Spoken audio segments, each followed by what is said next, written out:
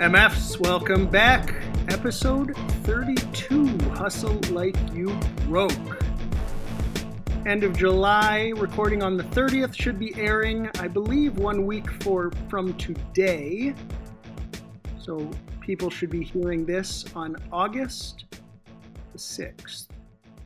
By then, hopefully, we've heard good news out of Washington. Not a ton going on in the concert world lately. Few hirings, a lot of firings, more cancellations, postponements, announcements of new dates for large-scale tours next summer, but very little that is happening right now. Except two things worth noting. One just referenced. In the UK, the government has included festivals in their emergency fund package. And hopefully that means festival employees and a number of independent contractors there are making enough money to sustain themselves in light of the current situation. And back home, we've been hearing from Michael Strickland of Bandit Lights, who we extend a debt of gratitude. Kudos to him for his efforts, for working with lobbyists on Capitol Hill, for sharing and communicating what's going on with what is called the HEALS Act. And I won't really get into what it is because honestly, I don't really know all the nuts and bolts, certainly not educated enough to expound on all that it is. But suffice to say, it includes expanded coverage that should help a great number of independent concert touring professionals here in the States so they can weather this pandemic, come out the other side, and hopefully not be living in a cardboard box. So appreciate that. Kudos again to Michael Strickland. Hopefully when we air, people are learning that this is in fact real, signed into law, whatever, and people are able to get their money and able to sustain. I think that is fantastic news. I assume my co-hosts agree. What do you think, Dallas?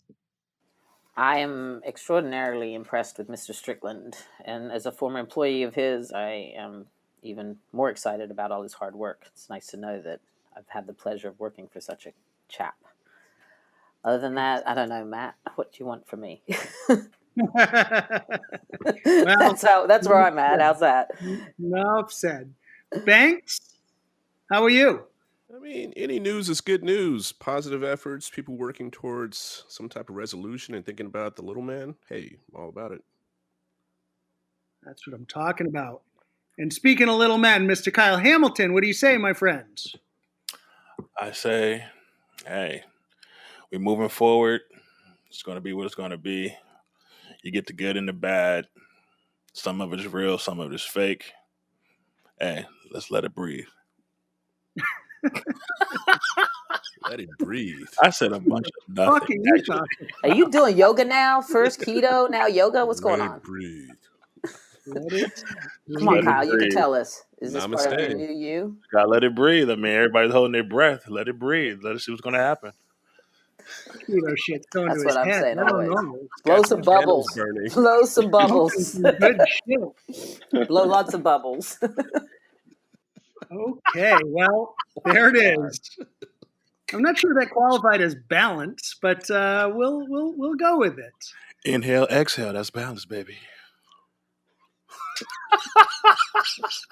Sound like you were, eating some of the same mushrooms that Posty was on that Joe Rogan podcast. Wow. Anywho, more substantive news coming out of the world of sports. In addition to Major League Baseball and soccer across the globe coming back by the time we air, the NBA will be playing inside their bubble. The NFL and NHL playoffs will have started. And we have football to look forward to on the horizon. Speaking of which, continuing our theme of diversity here on Hustle Like You Broke. Not only in terms of race and gender, not only in terms of the wide range of roles within the concert industry that we highlight, embrace, explore,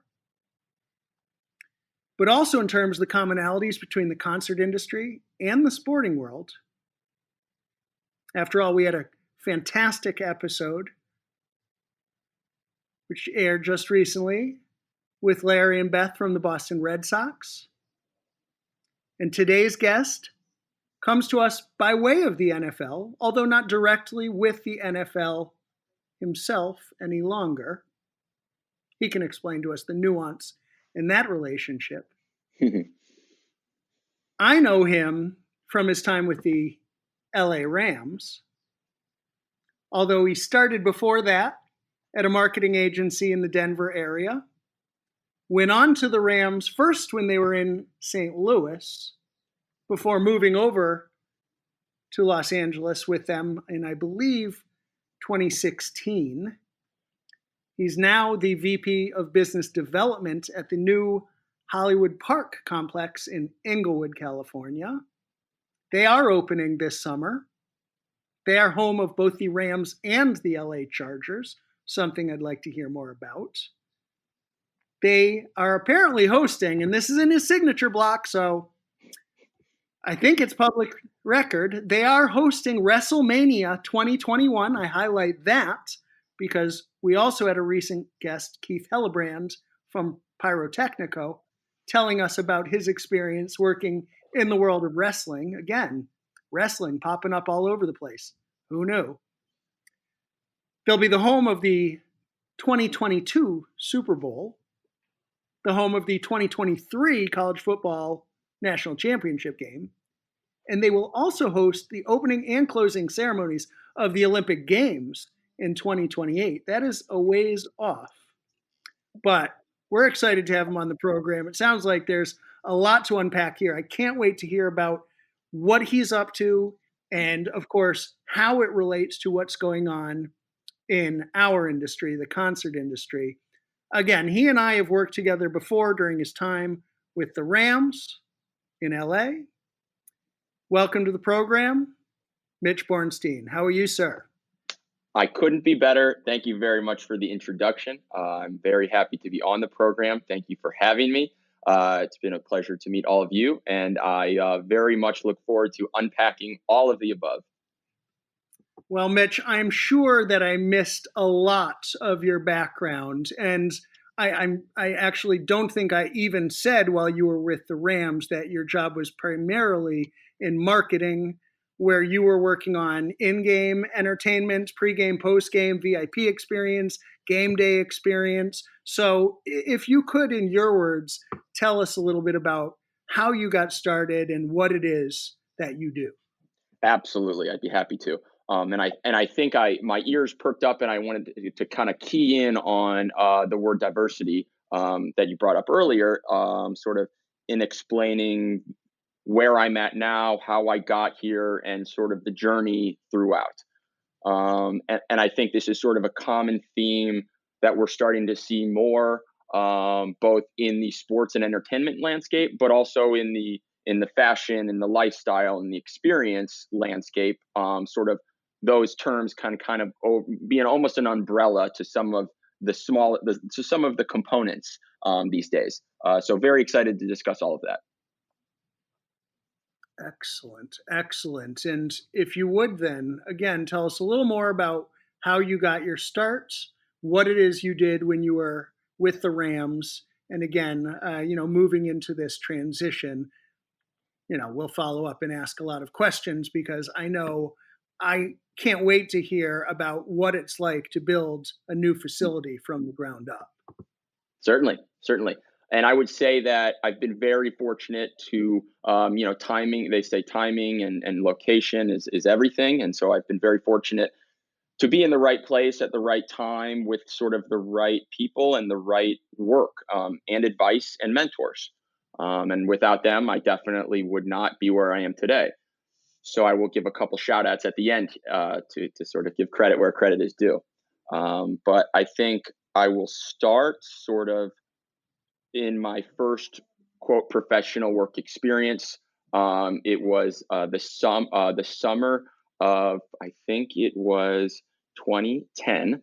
where I started as a summer sales associate with the Denver Nuggets. This was during the recession, and I am doing a summer sales program where we are cold calling at least 100 calls a day from the ticket office to try and set up meetings to sell ticket packages. So you can imagine, as we're cold calling people during the worst part of the recession to try and sell season tickets for sporting events, it was received with a variety of responses, most of which were not positive, as you might imagine. But I think the value to that was understanding and sort of a theme here as well is I want to discuss sort of it's all just one giant puzzle. And sort of my first and earliest piece of this puzzle was banging phones and all day, every day for something that was a difficult sell.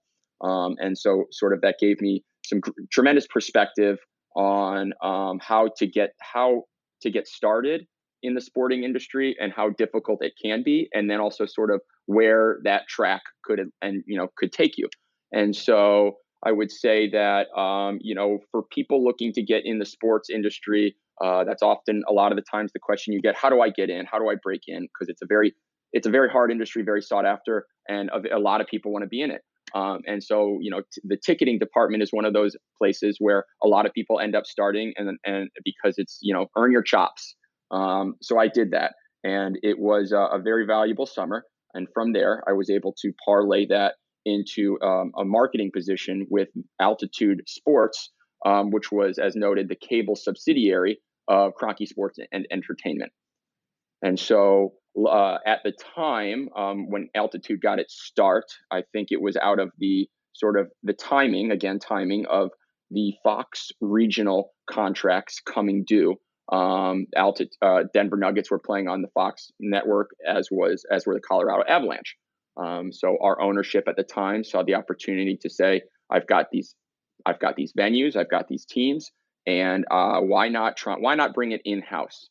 So that is, I think, a very, not exactly how it went, but sort of the overarching theme of let's bring this in-house and let's see what we can do. So they were able to start a great cable network that I was able to have a marketing role with. And one thing that I didn't realize at the time, but of course, and it's one piece of advice I would give everyone is to always reflect upon past experiences, work experiences, personal experiences, or whatever it may be, because oftentimes when we're in it, we're too green to understand what we're in, or when you're in it, you don't see what else is happening around you. And so over those 2 years I was with Altitude, I was able to work with the respective teams themselves. I was able to work with the venues, and I was also able to work with the media side.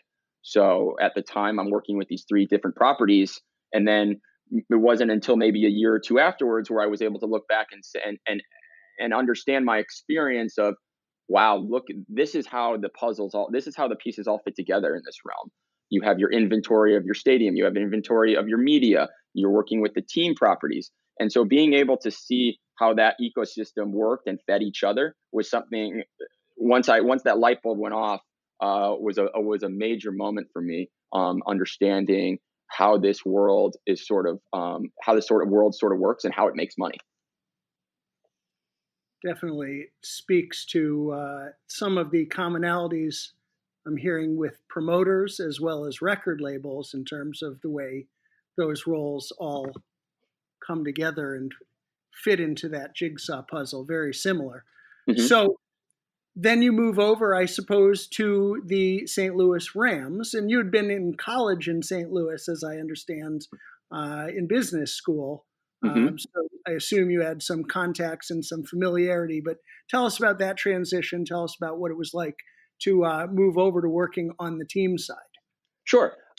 It was awesome, to put it simply. I am, and one interesting thing about sports, and I'm sure that there are some similarities in maybe some of the older record labels or some of the kind of promotion areas, that sports, specifically some of the NFL teams, are very much a family.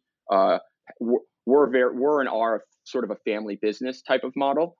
And so when I was a kid, I was lucky enough to be running around the hallways of Rams Park, And I had some unbelievable memories of being able to sit in the war room during the NFL draft. I'm a 12-year-old kid a kid in a candy shop.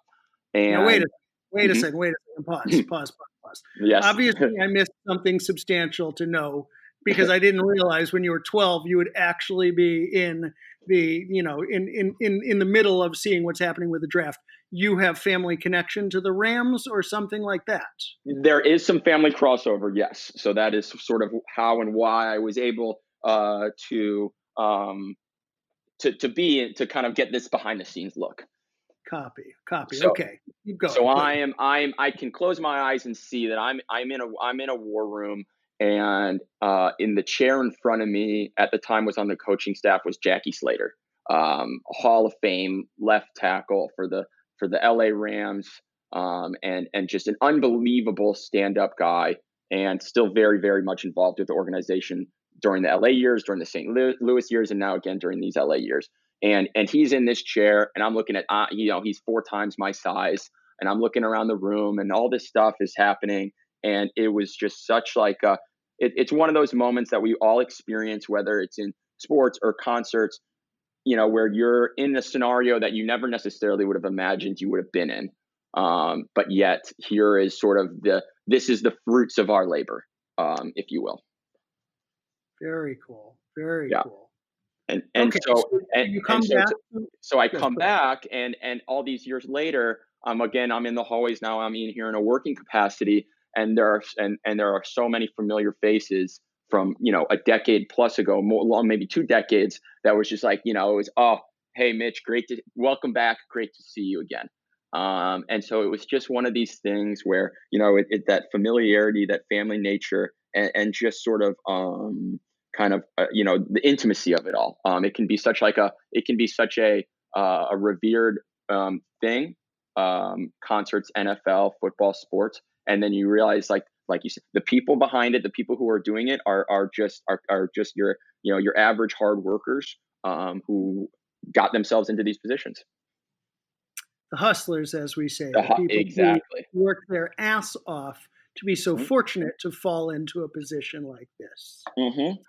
So You have coming. a background in St. Louis. I'm Mhm. sorry, please go ahead. Keep going. Yeah. So coming back, I remember my first day back, sort of in this professional role. It's the first day of free agency, and they're talking about, I believe shortly thereafter, the Rams signed big contracts, Jake Long and Jared Cook, and so it was just like, here I am back, back in sports and right back in the mix of it, and it was just a very and so sort of the next number of years with the Rams were a lot of fun.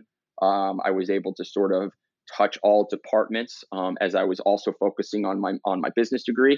I was able to sort of focus on project based things from department to department. So really gave me the ability to touch a little bit of everything. Very cool. So 3 years into your tenure back with your seemingly hometown team, Mm-hmm. you get the call that you're moving to Los Angeles. How do you feel about that? It was very exciting, mixed feelings to say the least. Born and raised in St. Louis. St. Louis Rams are St. Louis was my team. But here I had the opportunity of a lifetime. And so it was exciting in all capacities, a little nerve wracking in some capacities, but it was more than anything.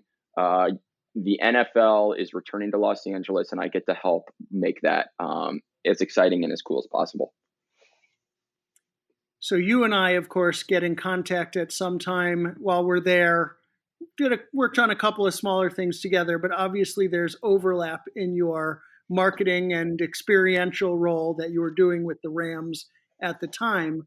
Why don't you tell us about some of those experiences, what it was that you were working on that overlapped into entertainment while with the LA Rams prior to the move to the new stadium? Yeah, and again, it was one of these things where you don't necessarily started sort of this voyage not knowing where we were going to end up, But we knew that there were some things we wanted. We were in LA. We knew that there were some things that we wanted to acknowledge and embrace and sort of be a part of. I think commonly it's easy to call it the Laker effect because they've done so well with it, of creating. And you can almost actually, its genesis was the Showtime Lakers, in a sense, where they became more than a basketball team. And I think this sort of this segues sort of into the larger theme of it became a production, it became a place to be, it became a place to be seen, it became excitement and far more than just basketball. And so with that sort of in mind, here we are, we're the Rams. The history is rich here in Los Angeles, the Dickerson years, Jackie Slater, the Fearsome Foursome. And so we got to breathe life back into all of that. Both the sort of the new generation of fans, the old generation of fans, and sort of, I don't know if you want to call them the forgotten generation, but there were certainly, those decades where there was no NFL team. And so it was on us to sort of open the doors back up for business. And so I think my lane was sort of this experiential VIP game day sort of amalgamation that I think kind of worked its way into. We had a suite that we used sort of for entertaining and for VIP type of stuff.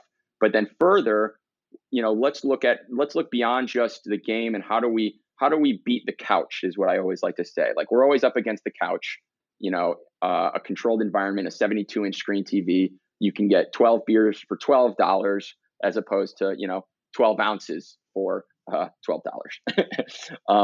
And so with that in mind, we knew we had a challenge. Again, it's been decades since there was an NFL team here. In LA, you have a ton of other teams that you're competing against. You're going to compete against the weather. You're going to compete against the beach. You're going to compete against, everything else that people like to do here.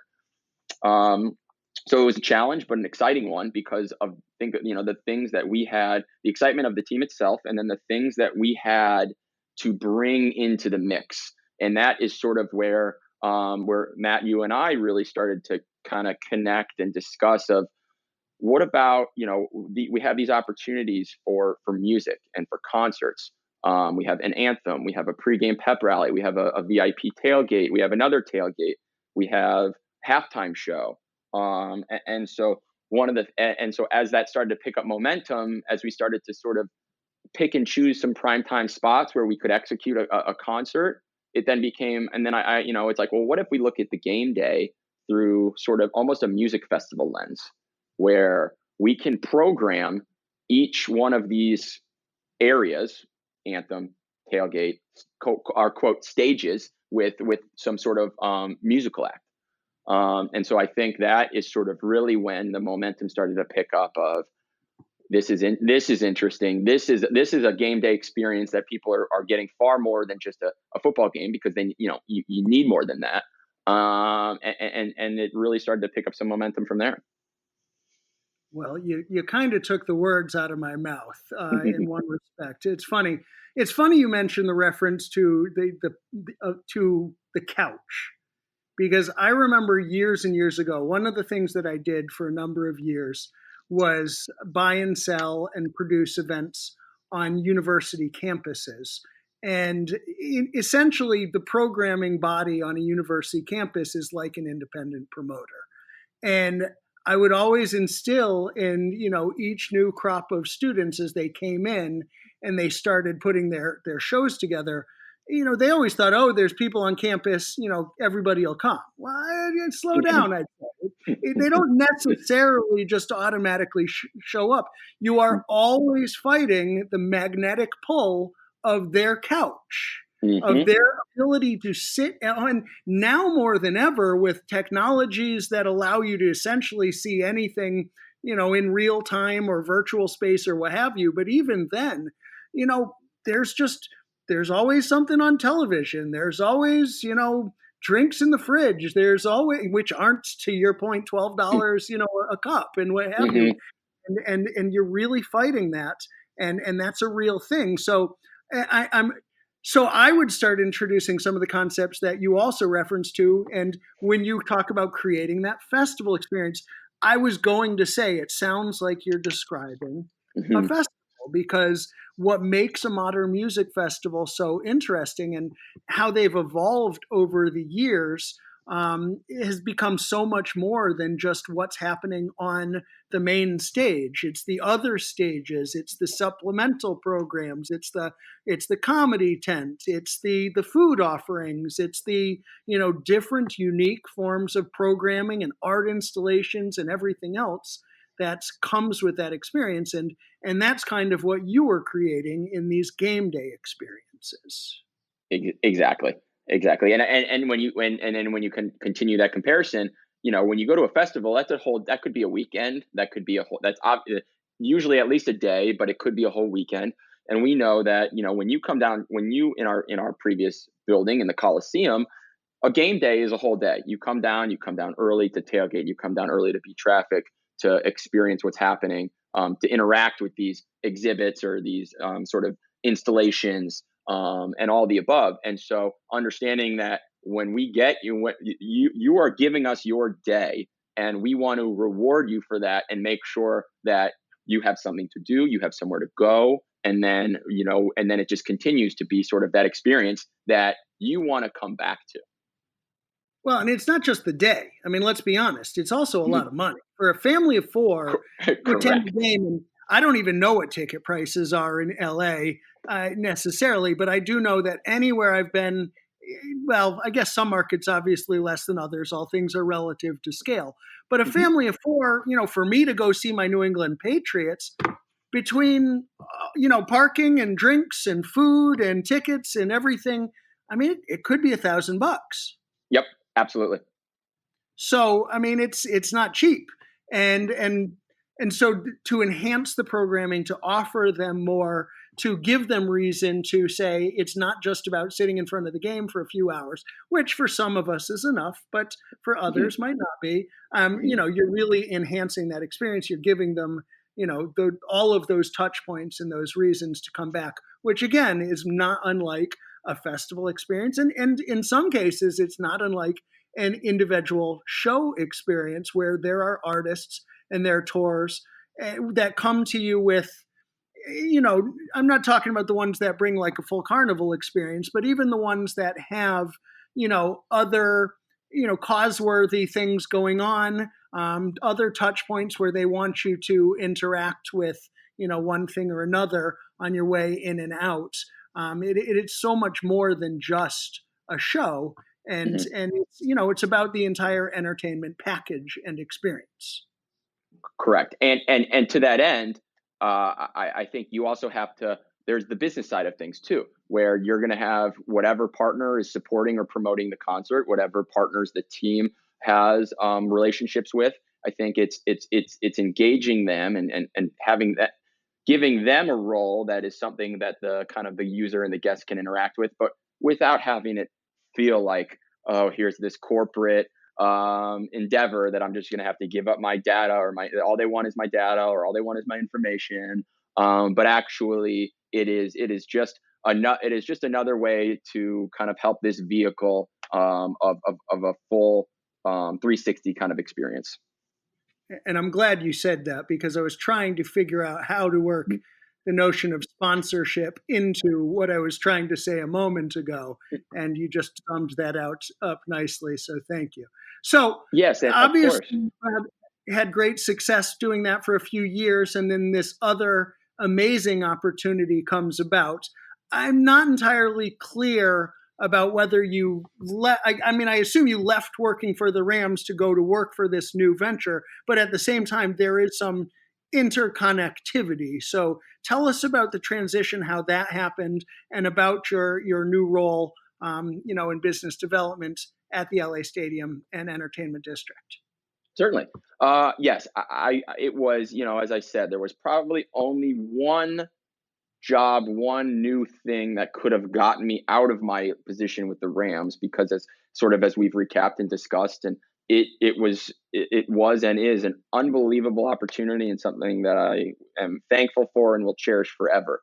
And so that being said, as I moved over to this role in business development with this greater campus, I think it sort of big picture allowed me to sort of continue to do the granular of what I was doing and what I was able to do and the people and the networks that I was able to build, but then also step back on the macro level and say, here is a future, a city that we're building, and under, it's real estate development, which I love, which I have had a passion for. It's concerts, it's entertainment, it's sports, it's retail, it's fashion, it's lifestyle, it's travel, it's all of these things that are now that we can string together, and and I love the idea of an economy of scale, because one thing is going to be feeding the next.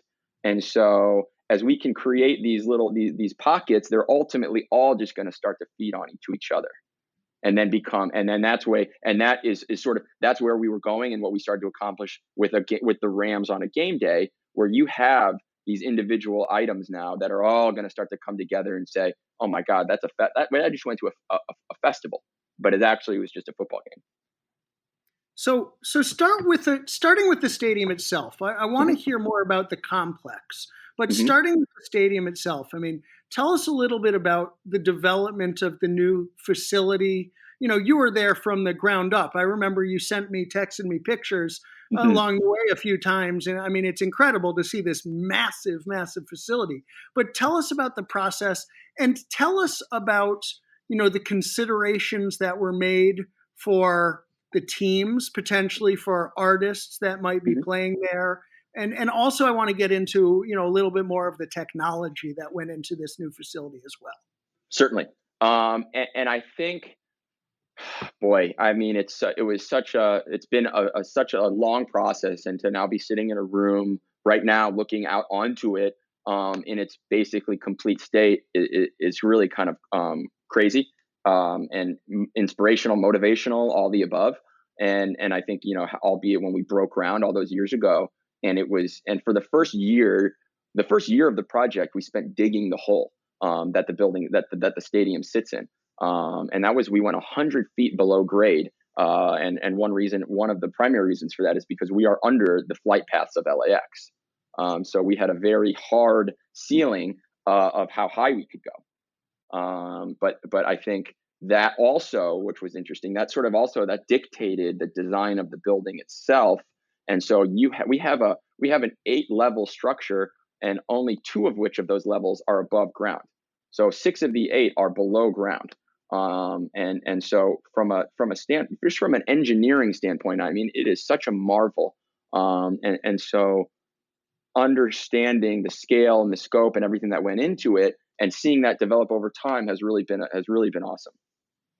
Now, correct me if I'm wrong, and this is just kind of an aside, and I don't want to go down this path, but the facility where the Rams were playing immediately before this was the LA Coliseum, correct? Which also went down several levels below ground in order its construction. I don't believe that had specifically to do with LAX, but some similarity there.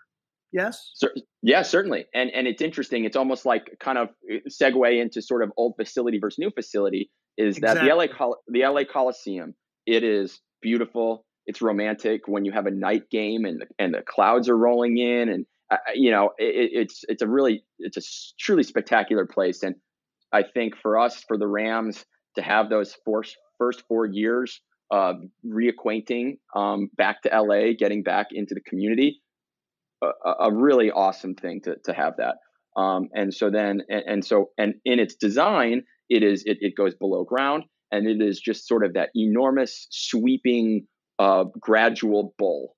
So whereas now in SoFi Stadium, we are also below ground, but what we've done is I think the Coliseum is roughly 100,000 capacity. SoFi Stadium is 70,000 seated, but can flex up to 100,000 capacity. So what we've done is that there's the first couple levels, kind of gradually go out, but then it goes pretty vertical from there. So you have the ability, I mean, a very cliche saying for venues is there's no bad seat in the house.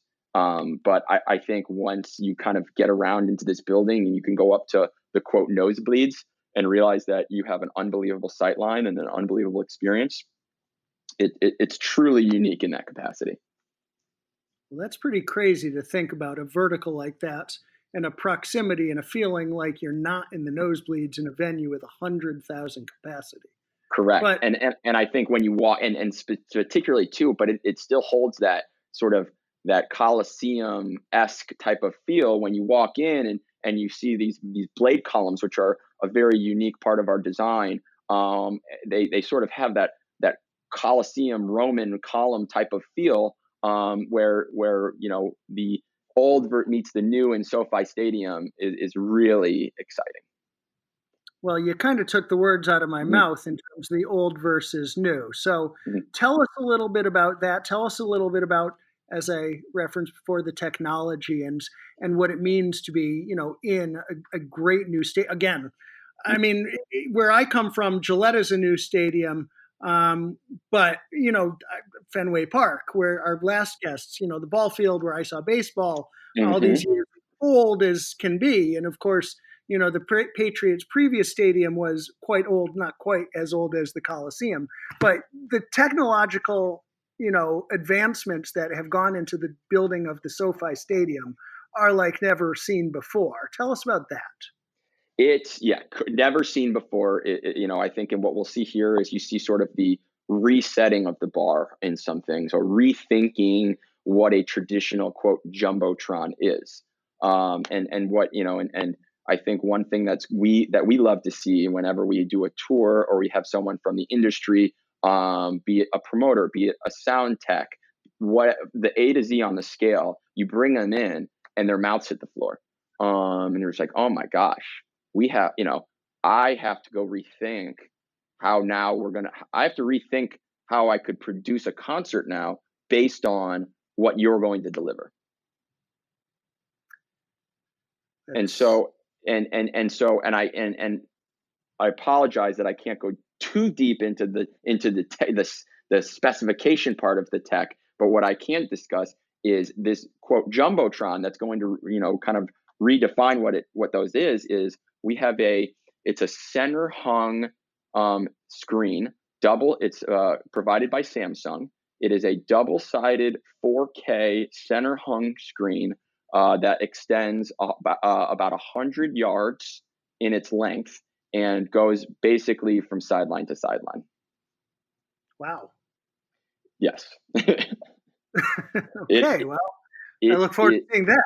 Yes, it is truly spectacular. And when you start to, when you start to consider guest experience, fan experience, artist experience, I think, on its most basic level, if you're a fan sitting in row one, instead of craning your neck to look on the outside of the board that's facing you, you look interior through the ring to the interior panel of the ring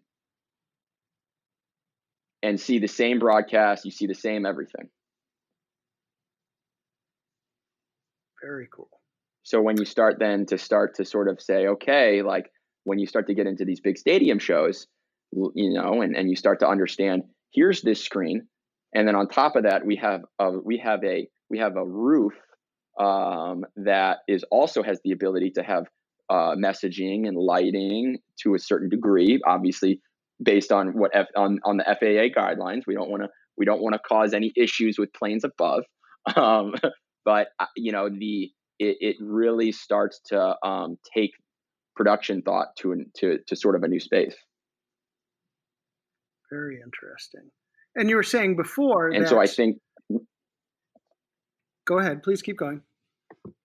Yeah, and so sort of beyond that, and I don't want to get too far outside of the stadium just yet, but we now beyond the stadium itself, and we can sort of talk about how it's built. There is also a 2-acre plaza, it's American Airlines Plaza, and then right next to that, under the same roof, but its own structure, will be a 6,000 seat indoor performance venue.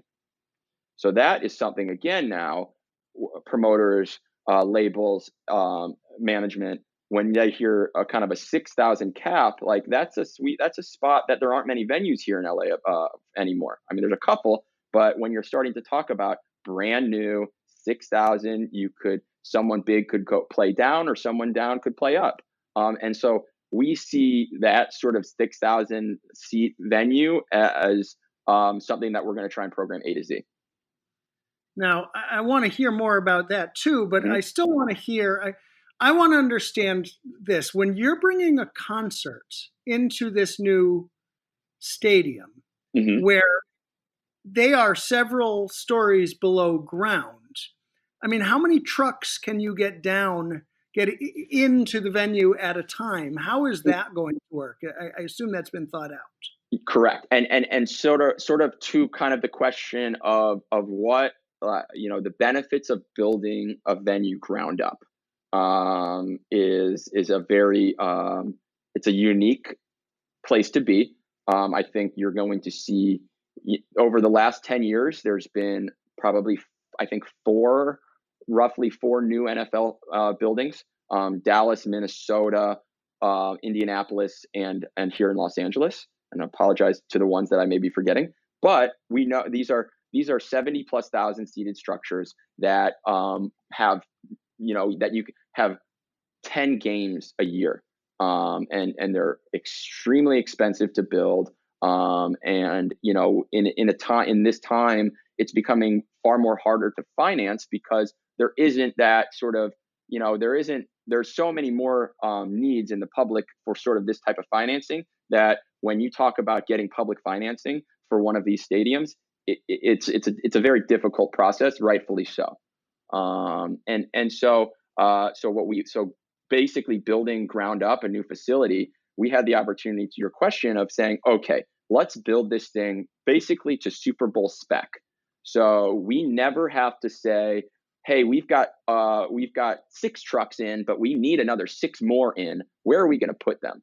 So we took that, saying, generally speaking, you'd probably say Super Bowl is one of the biggest events, if not the, that will ever sort of a building like this will host. And again, you could argue opening, closing ceremonies, the Olympics, more global, but certainly Super Bowl interchangeably top 3. And so that being said, we built this facility to Super Bowl spec.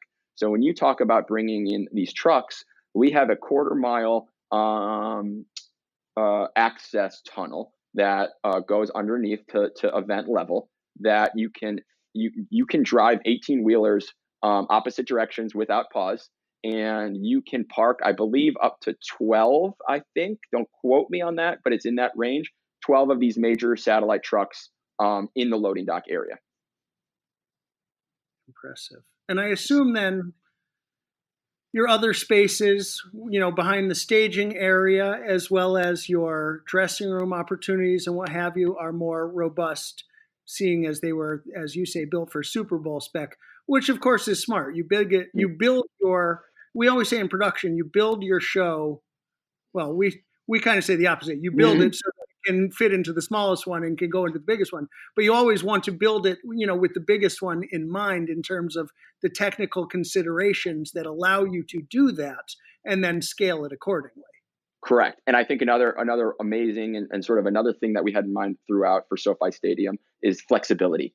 Because, I think we can have up to 6 locker rooms. Each Rams and Chargers team have their own respective locker room that will never be used by anyone else.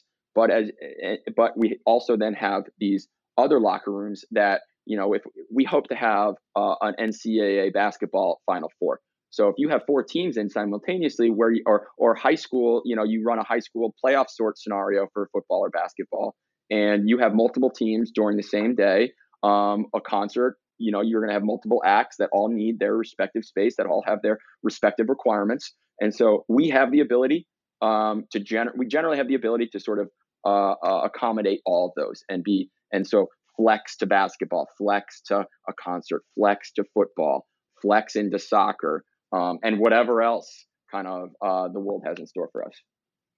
Now, I'm sure this is music to Dallas's ears, because she's our resident backstage management expert and it knows the limitations of so many facilities. I mean, what do you think, Dallas? I don't know. I'm always curious. Who was the experts that brought in the guidance of what standards you might have met to keep artists happy and crews happy for the backstage area? Sure. HKS is our was the architect on record. They also did. I mentioned them earlier. I mentioned the facilities earlier. They did Dallas and they did Lucas Oil in Indianapolis and they did U.S. Bank in Minnesota. So certainly a very, very talented group, and we were excited to work with them and still continue to work with them.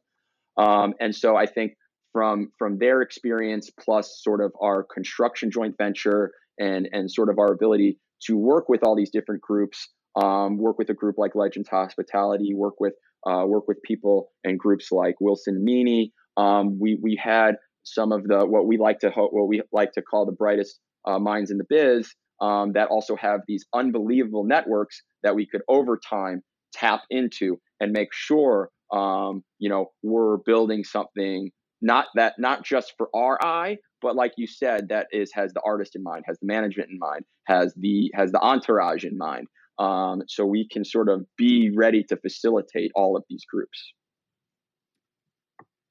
So you told us about now the backstage, and you told us before about some of the technology and the video. You had referenced offline before we started about just the unbelievable ability to go from Rams to Chargers, by just simply turning a switch. So I understand that the video capabilities are incredible, but I'd be remiss not to ask on behalf of our other co-hosts here, Chris and Kyle, if you could tell us a little something about the audio acoustic considerations.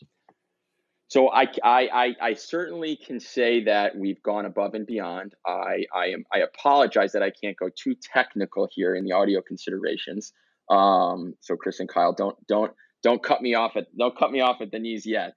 We gotta cut you off. I knew it was coming. I knew it. but I will say this: I happen to be a season ticket holder for the Chargers.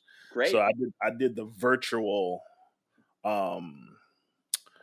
experience per se, and for what I saw, it was incredible, absolutely amazing. And everything what I saw that you guys thought about is you guys had some excellent consulting, because you pinpointed all the things that I don't know what Chris has seen in it, but I know everything you've done I have always thought about.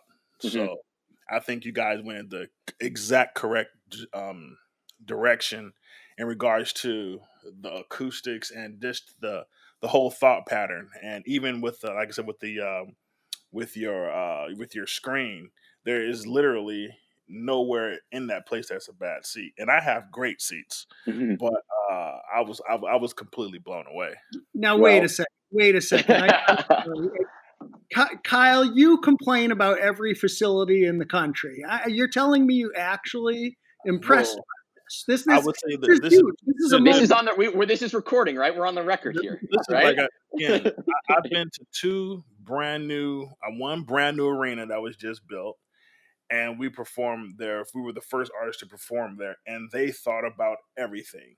And since we're not dropping teams or whatever, I just let that be. But there's only a handful of new arenas that have been built recently, so you can use your deductive reasoning to figure that out. So in reference to the SoFi Stadium, you guys did the same thing. So I mean, we've played plenty of stadiums, but this is completely state of the art. So I mean, I tip my hat to you. Well, I'm thank you a little very bit much, stunned, and I appreciate that that's on record as well. and it'll be on us. It'll be on us to take to deliver on the promise then. Yeah, as long as it doesn't fail. Like again, is what I've experienced thus far. It's gonna be a game changer. So I can't wait to sit down and enjoy a game. And likewise, yes, definitely. So, sticking with the stadium before we move on, just one more question, and again speaks to a commonality between concerts and between concert venues as well as, stadiums such as yours. I mean, it's built as a football stadium. Again, obviously, there are considerations that you've made to accommodate a wide range of obviously very large scale concerts. But you mentioned before how so many buildings, they're these giant stadiums that only hold 8, 10 games a year. But as I said in our opening, you've got the Rams, you've got the Chargers, you're doing WrestleMania, you're doing college football, you're doing Olympics. So you guys have clearly set out to make this a multi-use stadium, which isn't really a question, but it speaks to the need for more diversity that we talk about in the concert industry. And in order to fill concert venues, large and small, I mean, as somebody, I guess, who works in business development, maybe you can speak a little bit about the drive for diversity. Absolutely. And I think too, it almost is like we want this to be, and it's not just a multi-purpose sort of venue, but we see this as a multi-purpose site. And that kind of goes back in, and it all is part of, I guess, the old model of a stadium being built sort of out in the middle of nowhere, surrounded by parking lots, and it's only going to be lights on for, 10 days of the year. And so I think what you're seeing sort of in the industry as a whole, and a lot of these places, my hometown, St. Louis Cardinals, have Ballpark Village. I think in Kansas City they had the gas and power. I'm sorry, I'm going to butcher the name. Light and Power District. But then here in LA now we have SoFi Stadium and Hollywood Park. And LA Live, obviously, I can't forget that. LA Live is a perfect example where you start to see things being built around the venue. And I think that sort of is what you're going to continue to see as is you have large venues move to more kind of densely populated or urban areas. You really want to kind of take advantage of the people that are coming to these games. A little bit more games, obviously, with baseball, hockey, and basketball. But certainly, you're bringing in 70, 100,000 people every Sunday. And for us, obviously, we have 20 games with 2 teams. So, it's what are we going to build around the stadium to continue to feed this beast? And that, I think, is sort of what you're seeing in the industry and what you're seeing sort of as it becomes sort of this destination, but also sort of this real estate play. Well, LA Live is obviously a great example of a complex that was built right in the middle of the city, and yet it does have multiple performance spaces. It has restaurants and other mixed use facilities, the convention center. Again, I always like to relate everything back to my home teams. The New England Patriots and Patriot Place have done a great job of doing that in an area that is otherwise doesn't have a whole lot there. It's not in the middle of a city. As you mentioned a few minutes ago, it's not just about dropping a stadium in the middle of nowhere with nothing around it. They really built up what's around it. Now, Inglewood is, a large city unto itself. But let's talk a little more about the development of the Hollywood Park complex then, and how that really is going to, attract more people into the Inglewood area and show off some of, what is offered in that city. And tell us more again about the 6,000 cap space that you mentioned before and what else is going on there. Absolutely. It's really, really exciting. And I think it's easy to sort of focus on this crown jewel, this 70,000 seat brand new NFL or brand new stadium. But in and around it is equally as exciting. And I think once sort of, and we're really excited to start to sort of expose that, to sort of tell that story, because it's truly unique. I don't think we're ever going to see anything like it again. And sort of a couple of the key highlights, one being this 6,000 seat performance venue. The design of of this sort of centerpiece, we'll call it, it's a canopy roof. So sort of the inspiration to it all was California, Los Angeles, indoor, outdoor. And so some of the hallmarks of the site, of the greater 300-acre site, is that I believe we have every tree native to California except a redwood on site. And we have a 7+ acre lake that serves as a retention pond on site, and an equally large park. So what we're starting to do is, I mean, there's very few developments of this size or scope take into consideration sort of the green space as well. And that's something that was super important for us. We want to create a place. We want to create a place for people to come, to stay, but ultimately to come back to. And I think you see a lot of these really cool new developments. They're very cool to go once, but once you go, you're kind of like, okay, I saw it, that's great, but I don't necessarily know what's going to bring me back. So we're gonna bring people back, and we're gonna bring them back in droves. Is our plan, and the way in which we plan to do that is sort of with this under this canopy roof. We have the stadium, which we've talked about. We have American Airlines Plaza, which is sort of this tiered step outdoor plaza, about 2 acres, that is under the roof, but all open air. And then at the tip of the sort of the roof, as it comes down in its own structure, an indoor 6,000 cap performance venue. Certainly very excited about that because it gives you a great amount of flexibility, not just for music, but for speakers, for e-gaming. We're very excited about the e-gaming and the future of that.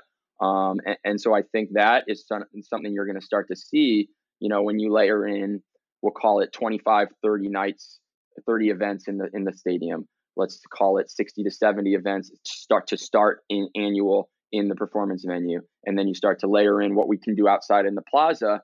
I mean, we're easily over 100 nights of live programming a year. And so again, what's going to get people to come and to come back is live programming. It's DVR proof.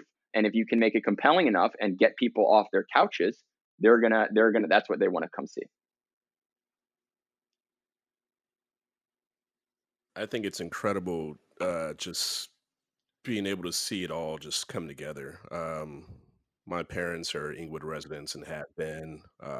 I've had the pleasure of coming and touring with some of my contacts. My childhood best friend works in the Inglewood planning department, so I've seen it all come together from day one. And even, we all shed a tear when the whole thing was delayed because of the rain that we received in Los Angeles. Right, I You know. know, Oh yeah, the wettest winter of LA just happened to be in our first year of construction. exactly. Yeah, Mhm. to see that delay, have such an impact on that huge space. And I think it's hard really just to kind of grasp it unless you've seen it. A lot of people who fly Mhm. to LA, they can see the overhead, but to understand what's actually going on that property is kind of mind blowing. And when you speak to it being more just of just coming and going and seeing a game, it's more built as like a lifestyle to where you can work Mhm. there. I mean, you have the NFL network that is coming online. You have all these other NFL facilities are going to be on the property. I mean, there's so many different things: the mall, the movie theaters, the shopping, the restaurants, the hotels. I mean, Exactly, it's and that's the it's the crazy whole thing. I thing. mean, in our discussion, just then we only talked about sort of the immediate footprint of the stadium, and as you noted, I mean, we're gonna have, I mean, we have, I think, how over 10 different parking lots that can be programmed, for festivals, for stages. There's going to be that residential component of people like the true work, live, play. I mean, you could really never leave this site and be probably pretty happy about it. And so I think, it's boy, it's hard. I think, again, in these times, when we can't do anything live, when we can't do anything in mass, but then you sort of take the step back. Okay, let's hope and pray it is in this vacuum of time that we are experiencing this COVID world we're living in. But the development, I mean, this is a development that is intended for life. This is a 5, 10 plus year development that's just going to keep growing, keep breathing new life, both into the campus, but also into the community. And so certainly, like, I think there's things that we can talk about in a year or two from a programming perspective that we haven't even thought of yet. And so I think that just the flexibility, that's sort of that key word here, that we can just, the world is our oyster. Well, the flexibility sounds incredible.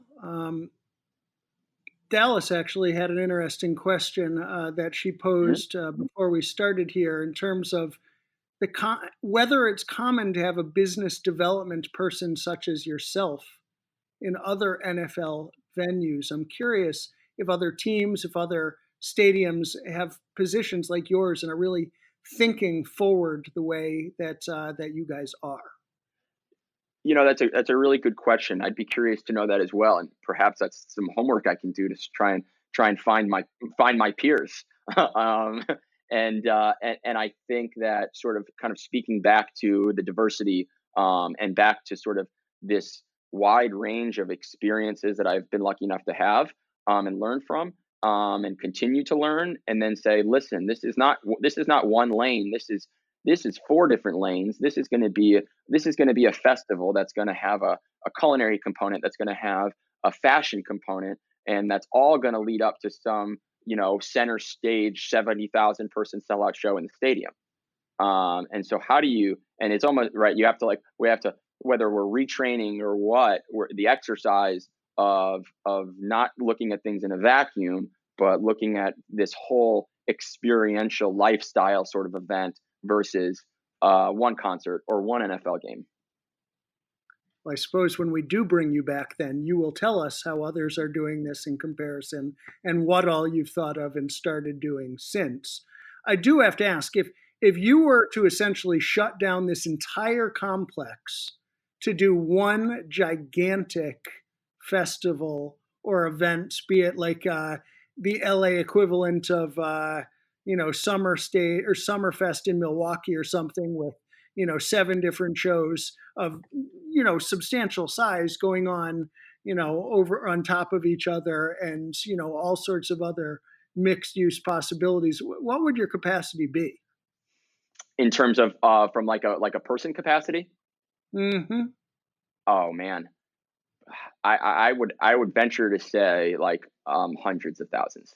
Now my operations and my programming team may come back and kill me, but I think when we talk about 300 acres, of various stages, parks, lakefront, plus a 6,000 cap venue, plus a 70,000 cap venue, I think, plus a 2 acre plaza, all of our whole site is going to be connected with 5G as well. So this is going to be a connected city, connected site. And so when you start to talk about then kind of what we touched about earlier, you can put stages up, but if people can't check in or people can't get on the Wi-Fi and post about their experience or interact with people who are at the show and meet up, that's going to be a negative. Now whether it itself is a negative experience, but these are sort of things that we have to now, that the market, that the whole industry has to plan for, of sort of these new consumers and how they like to consume. I mean, the idea in my head, I'm just going to throw it out there because, of course, the notion of doing a stadium show for only 70,000 people just sounds way too small for us. Mm-hmm. We're thinking we should create the way Disney has their magic bands to get from section to section and ride to ride and venue to venue and what have you. Mm-hmm. We should do like a 500,000 person festival where everybody has their magic band that, allows you to control capacity moving from space to space, show to show, event to event over this campus, and everybody, essentially self-contained for 3 days time. Let's do it. What do you say? I'm in. Let's go.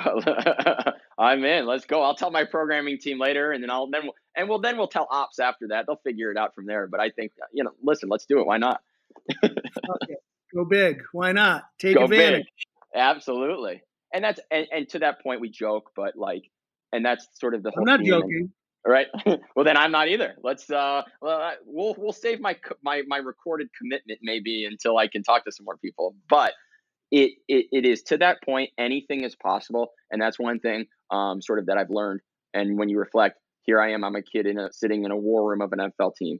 Here I am, I'm now in my second year in Los Angeles, and I'm putting on a show with Snoop Dogg, a childhood icon. And all this, and now here we are, we're building a city and mixed with all the above. And I think sort of that's one thing that, anything, as cliche as it sounds, anything is possible. And when you have people that are kind of like you, thinking big, thinking creatively, and thinking about not only the big picture, but then also the little minutia to how it actually happens, And I think sort of the hustlers are the ones who keep that in mind, and can execute on those small things to make sure that the big thing does happen.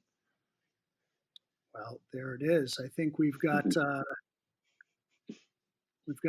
a sense of where we're going with this, and making good use of the hundreds of millions of dollars that have already been spent. I'm sure. Can you tell us how much money has gone into this thing? A fair amount. I cannot.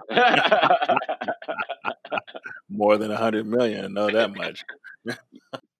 That is correct. We'll leave it at more than 100 million. That sounds very low to me. Yeah, we're thinking $500 million plus, but what do I know? It's all monopoly money at a certain point.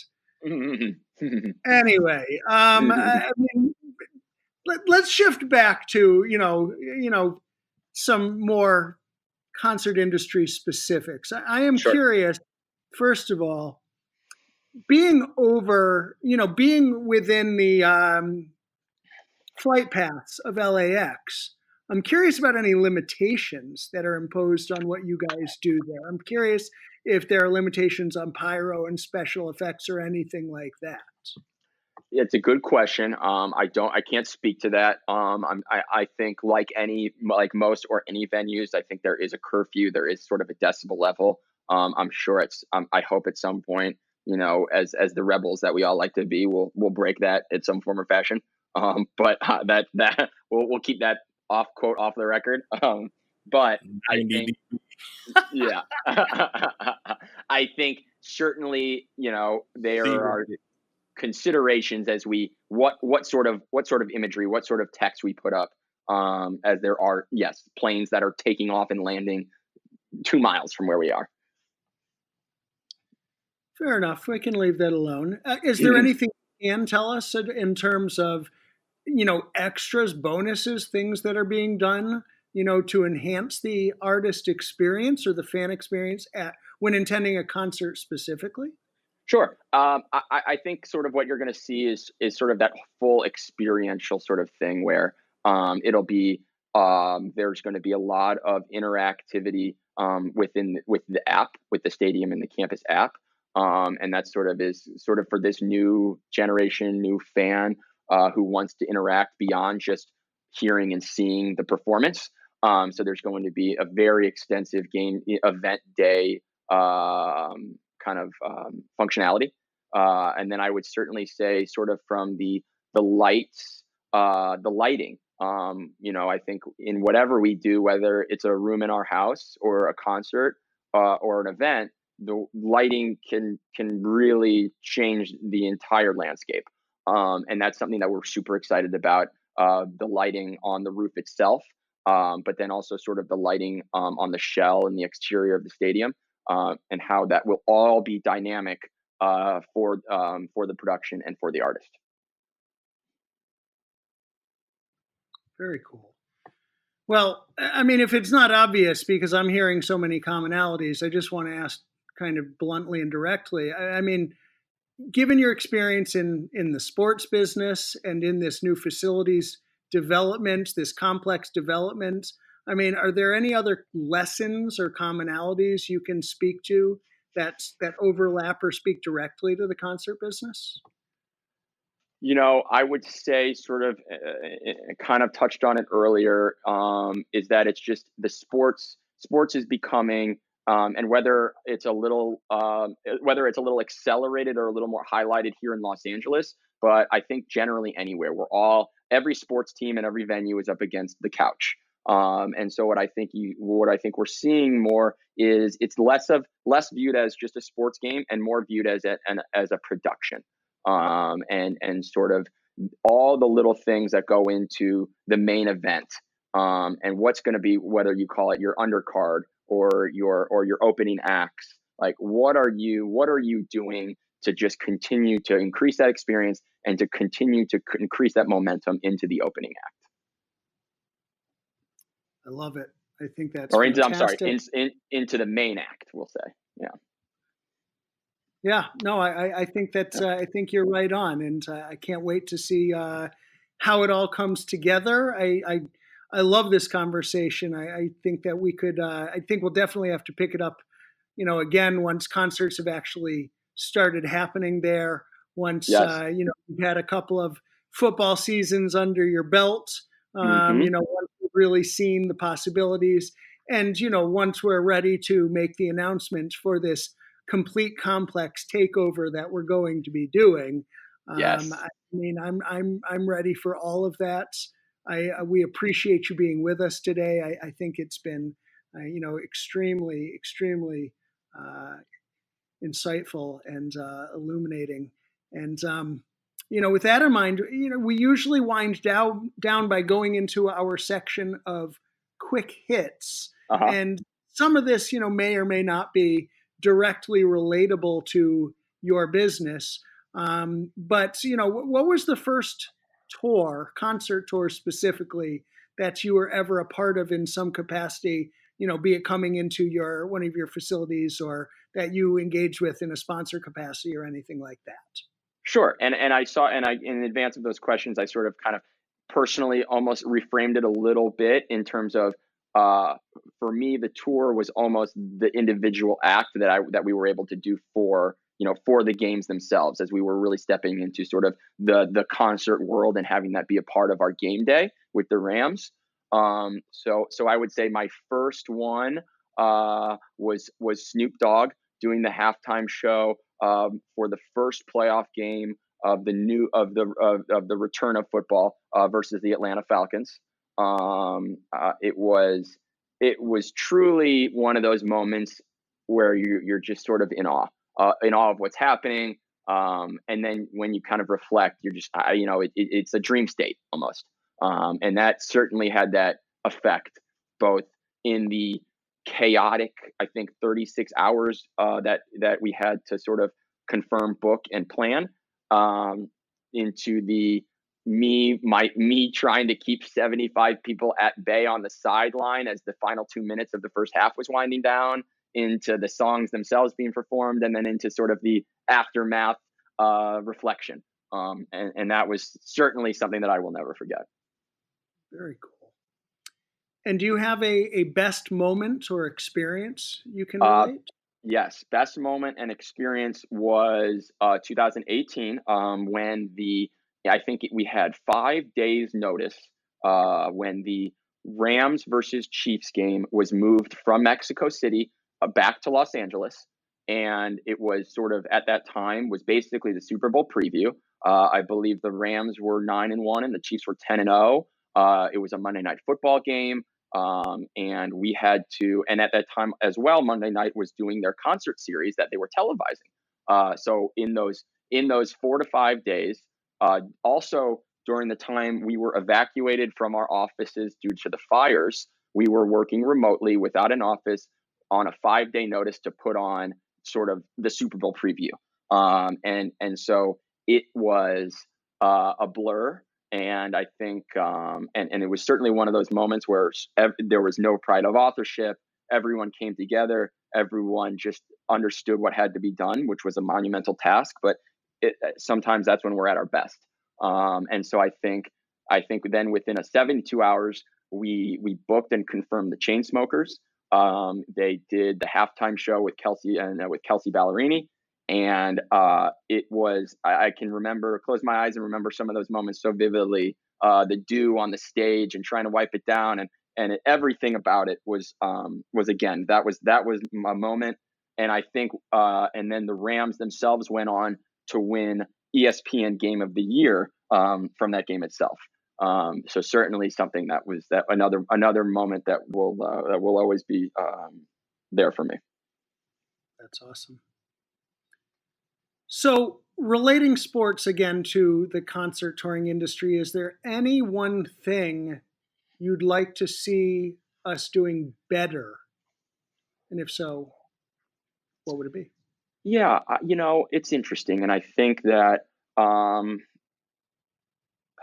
I would say communication. Again, it's probably one of those overused words that everyone wants to be better at, but it's always hard. Sometimes we can't help but be in our own way. And I think that sort of, and it also, there inevitably require some leaps of faith. I think as you move as you're the first one over the hill, you're going to take some lumps.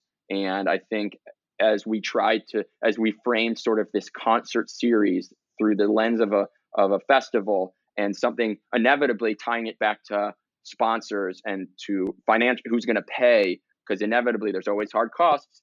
And so it's almost, how do you make sure that you can deliver this series, this platform, but also sort of have the front end financial support, but also having everyone on the same page and understanding that this is new, or this is something that's going to deliver us a different metric or a different result, and it may not be the same sort of process that we're used to, but it is certainly something that is new and very, very valuable. I like it. Great. So, any additional wisdom you'd like to impart on our listeners before we wrap? Yeah, I would say that, and we kind of touched on it in a few different forms, and one of which was sort of the delay that we had on site with the rain. Now the delay that we have with a global pandemic, and I think in general, I'd say that me personally, along the way, I had my mind made up on a number of next steps. That I either didn't get the job, I didn't get accepted into that school, whatever it may be. My plan A hardly ever worked out, and I think that you may be able to echo some sentiments that your plan A hardly works. And so whether you have a plan B, C, or D, or understanding or falling into whatever that next plan is that could be your best path forward, but you don't know necessarily how it's going to go. So I would say, to not get discouraged, to not think that, because I didn't make this step, now my whole track is off.